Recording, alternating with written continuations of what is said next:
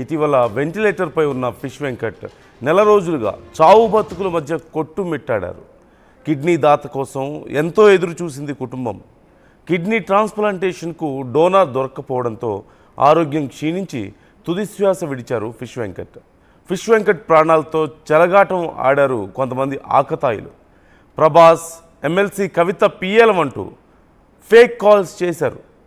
50 లక్షలు సాయం చేస్తామంటూ తప్పుడు ప్రచారం చేశారు. కిడ్నీ డోనర్ దొరికిన ఆపరేషన్ ఖర్చులకు సాయం చేసిన ఫిష్ వెంకట్ బ్రతికి ఉండేవాడు ఖచ్చితంగా. తెలుగు చిత్రాల్లో చాలామంది ప్రముఖ నటులతో, చాలామంది అనడం కంటే కూడా అందరూ ప్రముఖ నటులతో కలిసి నటించారు ఫిష్ వెంకట్. క్యారెక్టర్ ఆర్టిస్ట్గా, ఒక విలన్గా, కమెడియన్గా, ఇలా చాలా పాత్రల్లో తనకంటూ ఒక ప్రత్యేక గుర్తింపు ఉంది. అందరూ పెద్ద హీరోలతోనూ పనిచేసిన అనుభవం ఉంది. సుదీర్ఘంగా సినిమా ఇండస్ట్రీతోనే కొనసాగుతూ వచ్చారు ఫిష్ వెంకట్. అయితే చివరి రోజుల్లో మాత్రం ఒక రకంగా అనాథగా వెళ్ళిపోయారనే చెప్పాలి. అంటే కుటుంబం తోడుంది, అనాథ అని నేను ఎందుకు అనాల్సి వస్తుంది అంటే ఒక రకమైనటువంటి బాధ. సినిమా ఇండస్ట్రీ అనే కుటుంబం మాత్రం ఆయనకి తోడుగా నిలబడలేకపోయింది అనే పచ్చి నిజం. ఆయనకు కొన్ని ఫేక్ కాల్స్ వచ్చాయి. కొంతమంది దుర్మార్గులు, ఇంతకంటే మనిషిలో క్రూరత్వం ఇంకేముంటుంది? బెడ్ మీద ఉండి హాస్పిటల్లో 2 కిడ్నీలు పోయి లివర్ సమస్యతో బాధపడుతూ ఏ క్షణంలో ఏం జరుగుతుందో తెలియక కుటుంబం ఆందోళన చెందుతుంటే కొంతమందికి అది హాస్యాస్పదంగా అనిపించింది. ఆ పరిస్థితి, వారి కుటుంబం ఎమోషన్స్తో ఆడుకోవడం వారికి సరదా అనిపించింది.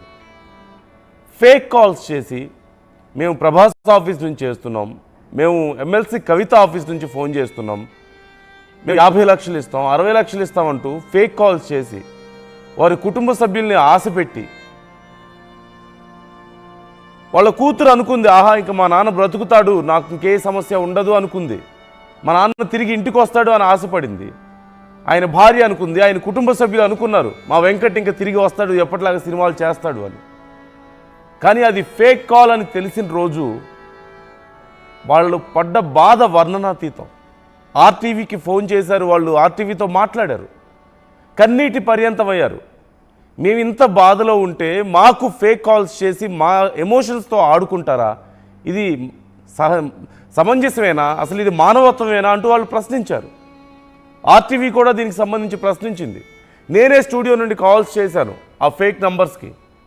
ఎవరైతే ప్రభాస్ పిఏన్ అని చెప్పుకున్నారో, ప్రభాస్ ఆఫీస్ నుంచి కాల్ చేస్తున్నానని చెప్పుకున్నారో, ఎమ్మెల్సీ కవిత ఆఫీస్ నుంచి కాల్ చేస్తున్నానని చెప్పుకున్నారో వాళ్ళ నంబర్స్కి కాల్ చేసాం. అవి ఫేక్ కాల్స్ అని నిర్ధారించాం. ఇంతకంటే దుర్మార్గం ఇంకేమైనా ఉంటుందా? ఒక మనిషి చావు బ్రతుకుల మధ్య ఉంటే వాళ్ళ కుటుంబం ఎమోషన్స్తో ఆడుకుంటారా? ఇదొక సమస్య అయితే, మరొక ముఖ్యమైన అంశం సినిమా ఇండస్ట్రీ. సినిమా ఇండస్ట్రీని సాయం అర్థించాలే తప్ప డిమాండ్ చేయలేం. అది ఒప్పుకోవాల్సిన విషయమే. మీరు మాకు సాయం చేయండి అని మనం వాళ్ళని అడగగలుగుతామే తప్ప, ఆశించగలుగుతామే తప్ప ఆదేశించలేం. ఖచ్చితంగా ఎవరైనా అంతే. కానీ సినిమా కుటుంబం అని చెప్పుకుంటూ, సినిమా ఒకరికొకరికి తోడుంటుంది అని చెప్పుకుంటూ, మిగతా రంగాలకి బయట ప్రపంచానికి నీతి సూక్తులు వల్లవేస్తూ, మరి సినిమా కుటుంబంలోని ఒక వ్యక్తే, తమ కుటుంబంలోనే ఒక వ్యక్తే 2 నెలలుగా అలా హాస్పిటల్లో కిడ్నీలు పాడైపోయి లివర్ సమస్యతో ఇవాళ రేపా అన్నట్లుగా వెంటిలేటర్ మీద బ్రతుకుతూ ఉంటే కొంతమంది చిన్న చిన్న ఆర్టిస్టులు వచ్చి చూశారు, వాళ్ళు చేయగలిగిన సాయం వాళ్ళు చేశారు. కానీ మహా అయితే 50 లక్షలు ఒక సినిమాకి కోట్ల రూపాయలు, 100 కోట్లు ఖర్చు పెడుతున్న సినిమా ఇండస్ట్రీ, అలాంటి సినిమాలు సంవత్సరంలో 100 సినిమాలను రిలీజ్ చేయగలుగుతున్న సినిమా ఇండస్ట్రీ, ఒకరికొకరు సినిమా షూటింగుల్లో కలుసుకుంటే కుటుంబ సభ్యుల కంటే ఆప్యాయతగా పలకరించుకొని ఇక మా అంత క్లోజ్ ఎవరు ఉండరు, మేమే ఒకరికొకరు అని చెప్పుకునే సినిమా ఇండస్ట్రీ అలా డెత్ బెడ్ మీద ఇవాళ రేపా ఏ క్షణంలో ఏం జరుగుతుందో తెలియదు అన్న పరిస్థితుల్లో ఉండి నోట మాట రాక కదలలేక కుటుంబ సభ్యులు నానా అవస్థలు పడుతుంటే కనీసం పలకరించడానికి కూడా దిక్కులేని పరిస్థితుల్లో అలాగే వదిలేశారు. కనీసం మాట్లాడడానికి ఎవరు వచ్చిన వాళ్ళు లేరు. చిన్న చిన్న ఆర్టిస్టులు వచ్చారు, వాళ్ళు ఏం చేయగలుగుతారు, ఎంత చేయగలుగుతారు? వాళ్ళు కష్టపడి సంపాదించుకునేది వాళ్ళ కుటుంబాలు నడవడానికే సరిపోవే. వాళ్ళు ఏం చేయగలుగుతారు, ఎంత చేయగలుగుతారు? పెద్ద పెద్ద ఆర్టిస్టులు చాలామంది ఉన్నారు, మా అసోసియేషన్ ఉంది, మేము ఈ అంశాన్ని కూడా అడ్రస్ చేసాం. ఫిష్ వెంకట్కు మా అసోసియేషన్లో మెంబర్షిప్ లేదు అన్నారు.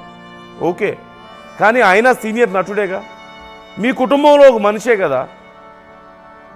మెంబర్షిప్ లేనంత మాత్రాన ఆదుకోవడానికి అర్హుడు కాదా? ఆయన ప్రాణాలకు విలువ ఉండవా? మీకు జాలి రాలేదా ఆయన మీద? మీతో పాటు కలిసి పనిచేశాడు కదా, ఎన్నో సంవత్సరాలుగా మీతో పాటు కలిసి పనిచేస్తున్నాడు, ప్రయాణం చేస్తున్నాడు కదా. ఎంతోమంది పెద్ద పెద్ద ప్రొడ్యూసర్లు ఉన్నారు, పెద్ద పెద్ద హీరోలు ఉన్నారు, రోజుకి కోట్ల రూపాయలు ఖర్చు పెట్టే ప్రొడ్యూసర్లు, కోట్ల రూపాయలు తీసుకునే ప్రొడ్యూసర్లు ఉన్నారు కదా. సరే, అందరూ ఒక్కరే పెట్టుకోలేకపోయారా? 50 లక్షలు తలా 1 లక్ష రూపాయలు వేసుకోలేకపోయారా? ఎంత? మీరు ఒక డిన్నర్కి వెళ్తే అయ్యే అంత ఖర్చు, మీరు ఒక చిన్న మందు పార్టీ చేసుకుంటే అంత కూడా అవ్వదేమో. అంత తక్కువ అమౌంట్తో అయితే అవ్వదు కదా, లక్షల్లో ఖర్చు పెడతారు కదా. తలా 1 లక్ష రూపాయలు వేసుకోలేకపోయారా? ఇక్కడ అతిపెద్ద సమస్య 1 లక్ష రూపాయలు ఇవ్వలేకపోవడం కాదు. చిరంజీవి గారు లాంటి వారు గొప్ప గొప్ప కార్యక్రమాలు చేశారు, లేదంటే ప్రభాస్ లాంటి వాళ్ళు చాలా గొప్ప కార్యక్రమాలు చేశారు, గొప్ప గొప్ప దానాలు చేశారు. ఇక్కడ ఎక్కడా కూడా వాళ్ళు ఇప్పుడు తప్పు చేశారనో పెద్ద పాపం చేశారనో నేను మాట్లాడట్లేదు, కానీ ఒక మంచి పని చేయగలిగి ఉండి చేయలేకపోయారు అని నేను మాట్లాడుతున్నాను.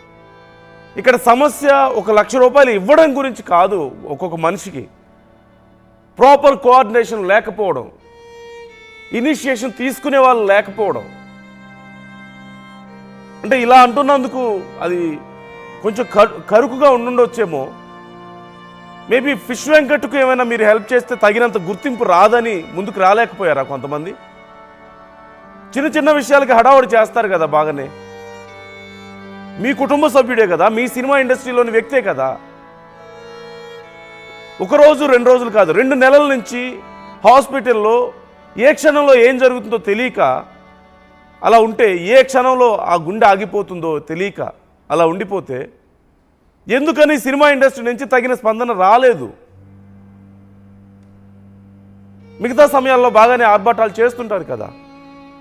నేను మళ్ళీ చెప్తున్నాను, ఇది ఇది ఇది ఇది డిమాండ్ చేసే పరిస్థితి కాదు, ఖచ్చితంగా అర్థించే పరిస్థితే. కానీ చేయగలిగి ఎందుకు చేయలేకపోయారు? చాలా చిన్న విషయమే మీకు, కానీ ఒక నిండు ప్రాణం కదా, ఒక కుటుంబం కదా ఇదంతా. మీ కుటుంబంలోని వ్యక్తి మీరు కొంచెం తలుచుకుంటే ఆ కుటుంబాన్ని నిలబెట్టగలుగుతారు కదా. ఎందుకని చేయలేకపోయారు అనేదే ఇక్కడ పెద్ద ప్రశ్న. ఒకసారి ఫిష్ వెంకట్ మాట్లాడింది ఒక్కసారి విందాం.